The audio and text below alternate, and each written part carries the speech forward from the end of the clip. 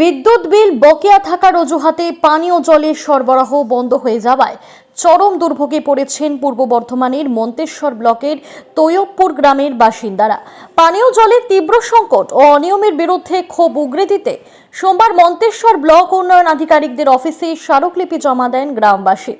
অভিযোগ, গ্রামের প্রায় 225টি পরিবার গত 20 থেকে 22 দিন ধরে তীব্র পানীয় জল সংকটে ভুগছে।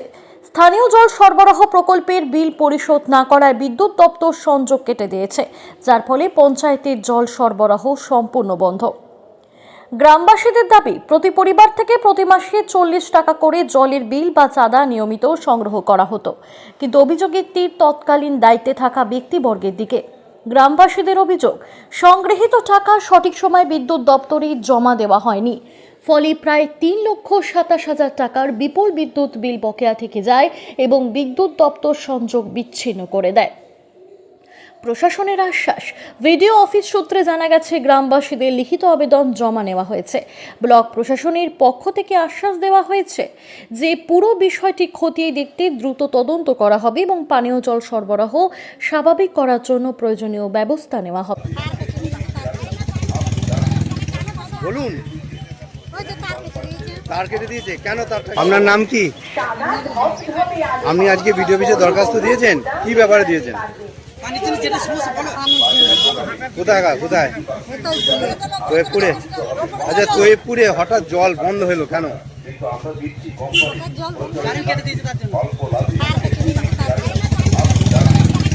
বলুন, তার কেটে দিয়েছে কেন? তারটা কেটে দিল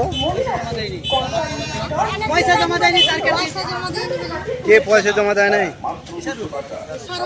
ইসারুল কি? ইসার কি বলবে? কেন?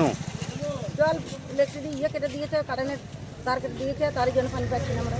কোথায় এটা? এটা তো একটু। তা আপনারা তো জলের জন্য 40 টাকা করে বাড়ি পিছু দেন, তাহলে হঠাৎ লাইনটা কেটে দিল কেন? ওরা এখন কারসাজি করে এখন লাইন কেটে দিয়েছে, ওরা পালিয়ে দিয়েছে, যা টাকা পয়সা ওরা নিয়েছে আমরা তো জানি না। আমরা টাকা দেওয়ার মালিক টাকা দিয়েছি, এবার যে কিনতে এসেছে টাকা কাসেম শেখকে দিয়েছি, এবার কাসেম শেখ ইসারুলকে দিয়েছে আর ওর ভাইপোকে দিয়েছে।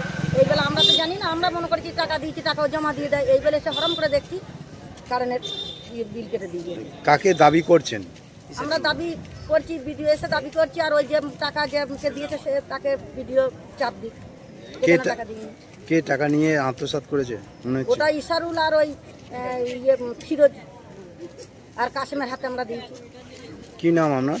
আমার নাম মনিজা, এই মানিকা বাড়ি। আমরা মন্তেশ্বর ভিডিও অফিসে এসেছি। কেন এসেছিলেন? জল পাচ্ছি না বলে। কি কারণে জল পাচ্ছেন না? জল লাইন কেটে দিয়েছে। কোথায়? তৈয়বপুর গ্রামে। তাহলে হঠাৎ জলের লাইনটা কেটে দিল কেন? ওই তো জলের লাইন কেটে দিয়েছে, বিল পরিশোধ করিনি বলে তার লেগে কেটে দিয়েছে।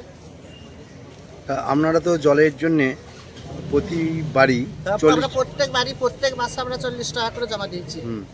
সেই জমা দেওয়ার পরও, সেই টাকা দেওয়ার পরও তারা বিল জমা পরিশোধ করিনি বলে ওপর থেকে লাইন ভিডিও অফিসের লোকরা গিয়ে বা কারেন্টের অফিসের লোকরা গিয়ে সেখান থেকে লাইন কেটে দেওয়ার ব্যবস্থা করেছে। কদিন? আজকে কেটেছে, আজকে 20-22 দিন হলো। তাহলে আপনারা তো জল পাচ্ছেন না, আমরা জল পাচ্ছি না। জল বাগরে হাহাকারে মানুষ আমরা মরে যাচ্ছে, আদা খাওয়া পাচ্ছে না। পাশের গ্রাম থেকে জল এনে প্রত্যেককে মানুষরা খাচ্ছে। তা ওই গ্রামে তো শিশু থেকে বয়স্ক পর্যন্ত আছে, কি বলবেন? জল পাচ্ছেন না? জল পাচ্ছে না কি জল বাগরে হাহাকারে মরে যাচ্ছে তৈয়বপুর গ্রামে, মামুদপুর 1 নম্বর গ্রাম পঞ্চায়েতের লোকেরা। তাতে থেকে আমরা মামুদপুর পঞ্চায়েত অফিসেও আমরা প্রধানকে জানানো যাইতেছে, তারপরে আমরা থানাটু বলা হয়েছে, তার লেগে ততক্ষণ ওরা করিনি বলে আমরা মন্তেশ্বর ভিডিও অফিসে তার লেগে লেবরেশন জমা দেওয়া হচ্ছে। তা এই যে ঘটনা ঘটিয়েছে তার বিরুদ্ধে কি বলবেন? আমি তার বিরুদ্ধে বলবো যে আমরা যতটা পরিশোধ করার পরে অফিস থেকে যত লাইনটা জুড়ে দেওয়ার ব্যবস্থা করুক, যেন জলের পাহাড়টা যেন তারা দিতে পারে। সেইটা মানুষ যেন, জল মানে একটা মানুষের জীবন বাঁচানো, জীবন মানে মানুষের একটা জল। কি নাম আপনার? আমার নাম রহিম মন্ডল। বাড়ি? বাড়ি হচ্ছে তৈয়বপুর। মানুষ খুব সমস্যায় পড়ে রয়েছে। তা আমরা চাইছি, ভিডিও অফিসে এসেছি আজকে যেহেতু ডেপুটেশন জমা দিতে, যাতে আমাদের খুব দ্রুত জল পাওয়া যায়। তার জন্য বিডিও সাহেবকে আমাদের এইটুকু অনুরোধ যে যাতে খুব তাড়াতাড়ি জলটা পাওয়া যায় তার জন্য ব্যবস্থা করতে।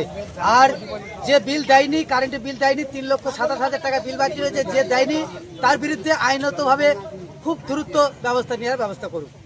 আমরা প্রশাসনের কাছে পিটিশন দিয়েছি বা পঞ্চায়েতেও দিয়েছি বা আজ বিডিও অফিসেও জমা দিলাম। যদি না হয় তাহলে আমরা এর পরবর্তীতে বৃহত্তম আন্দোলনে নামতে বাধ্য হব। কোন গ্রাম এটা? তৈয়বপুর, কতজন পরিবার আছে? মাহমুদপুর। কতজন পরিবার আছে ওই বাড়িতে? ওখানে আমাদের 225 ঘরের বাস, 200-র ওপরে 225 ঘরের বাস। তো শোনা গেল প্রতিটি বাড়িতে 40 টাকা করে দেয়। 40 টাকা করে দেয়। সেই টাকা নিয়ে ইশারুল মণ্ডল ও ফিরোজ মণ্ডল তারা দুই মহাভাগ্নেতে ভাগাভাগি বাটি করে ভাগ করে খেয়ে নিয়েছে। এখনো ইলেকট্রিক বিল 1 টাকাও জমা দেয়নি। 3,27,000 টাকা বিল বাকি রয়েছে। যাতে খুব তাড়াতাড়ি ও বিল জমা দেয় বা আমাদের জলের সমস্যা মারে, তার জন্যে পুলিশ প্রশাসন দিয়ে ওর ব্যবস্থা নিয়ে এইটুকু আমরা চাই। আজকে বিডিও সাহেব কি বললেন? আজকে বিডিও সাহেব আমাদেরকে আরো আশ্বাস দিলেন যে আপনারা যান, আমরা ইনকোয়ারি করে দেখব, তারপরে আমরা একটা নতুন সিদ্ধান্ত ব্যবস্থা নেব। আপনার নাম আর পরিচয়? আমার নাম পুরহান শেখ, বাড়ি তৈয়বপুর।